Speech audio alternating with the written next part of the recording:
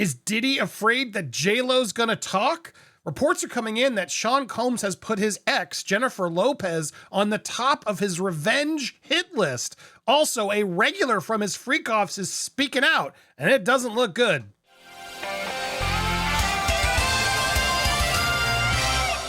Welcome to Popcorn Planet. I am Andy Signore. Today is the day of the closing arguments for the prosecution. Then tomorrow will be the closing arguments of the defense. The Diddy trial is seemingly wrapping up faster than many people thought it would. And now more people who weren't witnesses are coming forward. And now there's a report that JLo is on the top of Diddy's revenge hit list. Basically, the people that he thinks should have come forward to defend him and haven't, if he gets out, which some still think he could do, she's going to be in trouble. Let's go through this report and then let's talk to that freak-off worker and his thoughts now that the trial's wrapping up. But Diddy's upset. Source close to Combs, who's at the Brooklyn Detention Center in New York, says as he sits for these charges, he's been saying she has been disloyal by not coming forward as a character witness for him, and that she's on the top of his revenge hit list if he gets out of jail. Speaking of JLo. He's convinced that JLo has him to thank for her entire career and that she should be showing loyalty to him. Before I even continue, do you guys agree with that? Do you think Diddy is who really put JLo on the map? Is that fair of him? I know a lot of you don't like JLo, but is really Diddy the thing that put JLo out there? Let me know what you think in the comments as you're watching.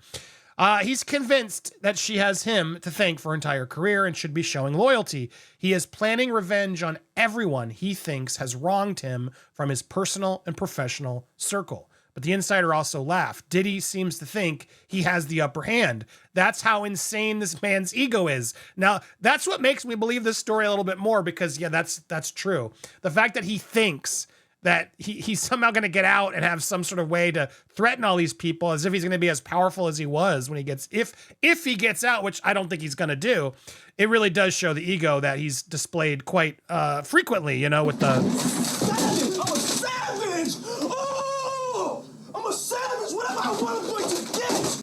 Whatever he wants, he's going to get. And let's not forget...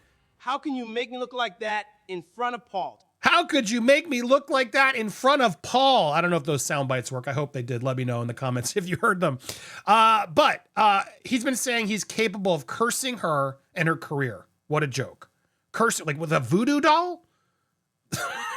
None of these types of threats are going to make a difference to JLo. She's totally done with Diddy and not going to be intimidated by him or anybody else. Allegations obviously go way back. And look, I'm not trying to say Lopez is innocent and everything, because I do believe she was heavily involved in that incident back in New York City in the club with Natanya. She does have some accountability she needs to take, and she never has. But was she aware of all the FOs? Some say yes. Her ex-boyfriend recently came out of the woodwork and called her out for it. It was, Ojani. I don't know how to say that. Am I saying that wrong? One of her exes came out on social media and said, he didn't attend the Diddy parties, but my ex-wife, aka JLo, did ask her. So I don't know. We have no proof that she was aware, though, of all these freak-offs and everything else. There is a version of this where these freak-offs seemingly did happen after the big event, and that he was hiding it from some of the people. That the reality is these freak-offs weren't like what the press and everybody said they are, because if they were, you'd think the feds would have that proof. And they don't. This idea that everybody was showing up to the after party with these girls. I don't know. What else was happening? Why wouldn't the feds have been able to prove any of that? Or are they covering it up? Anyway, sources say Diddy and JLo had a meaningful relationship and remained in contact long after. He really thought she'd reach out and show at least some support, even if she wasn't willing to testify. Her backing would have carried real weight, especially with her influence in the industry. But she's kept completely quiet, and to Diddy, that feels like the ultimate betrayal. Out of everyone to back away from him, she's the one he's most bitter about. But he's also out to get. Now, who else is on that list? Apparently, everyone who reveled in his now infamous parties, Jamie Foxx, Ashton Kutcher, who have all now treated him like he has the plague. I mean, can you blame him? Especially Ashton Kutcher. I mean, this guy has gotten the worst press after another. Last thing he can afford is, I support Diddy. Dude, this guy's delusional. Court proceedings have already seen 7 weeks of testimony with the freak-offs, etc., etc. But this idea of a hit list, that's what I wanted to focus on. Do you believe it? Because I do. I do believe he thinks he's getting out, which, let's be prepared. There is a way he might. If one lone juror wants to fight against, then he could walk. It is a possibility. So everyone who thinks this is a slam dunk case, be careful. And I know there's a lot of you who watch who don't think it is, think that the RICO charges aren't going to hold up because they haven't shown enough of an enterprise of people who were helping him pull it off. Now, can a RICO be of one? That's been a whole debate we've had on this with many legal experts. Most say yes, it could. But will a jury believe that? That's ultimately what matters. Will the jury believe, what will they ultimately decide? So we shall see. And if he comes out, does he really expect people to Diddy's become toxic? The entire industry is aware of it. That is a fact. Regardless if I don't know anything else in this article is real or not, these are sources coming in from Radar, so take them as you will. But that is a truth. Everybody knows now he is toxic. Regardless of innocent, guilty by the jury, or I guess guilty or not guilty is really what it is. People still don't believe he's innocent. We've seen the tape. We know what he's capable of. We know what he's lied about. And that has sent him off, including one of his ex-Freak-Off members sharing some details about what it was like at those parties. And he was one who was there more recently with Jane Doe. I thought I was just there for a good time with consenting adults. Harden, the guy's name is Anton Harden, but he has a other name we'll get to in a second, I guess. They don't say it here anyway. He thought he was just there with consenting adults. If she was putting up an act through coercion, that's super effed up and terrible. It makes it feel like blood money now. He's playing like I had no idea that this wasn't something they both wanted to do. And as he's now watching the testimony and things that are happening, he's been horrified seeing the text come from Jane and elsewhere that, oh, I didn't know she was getting, and I didn't know she didn't want to keep doing it. He was one of multiple entertainers hired for these parties, the hotel nights. Let's see here. He was referred in the trial by Jane, saying she was blackmailed and all this stuff that I can't necessarily say, tossed about. And so, may I text you? Here we go. These are some of the texts Jane shared with Harden. As you can see them there. Hi, hope you're enjoying your weekend. Happy Saturday. May I text you?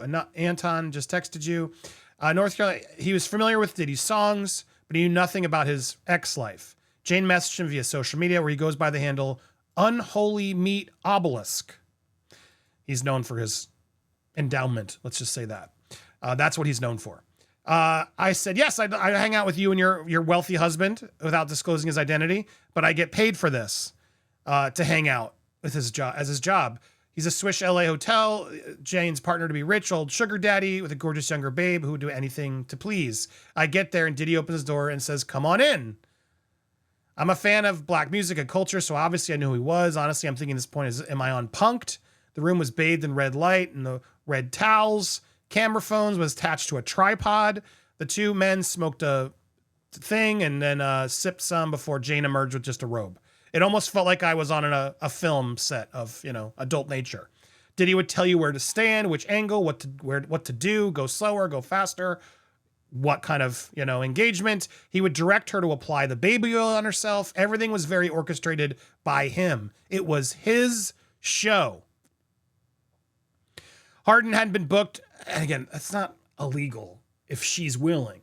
That's what the whole complicated part of this.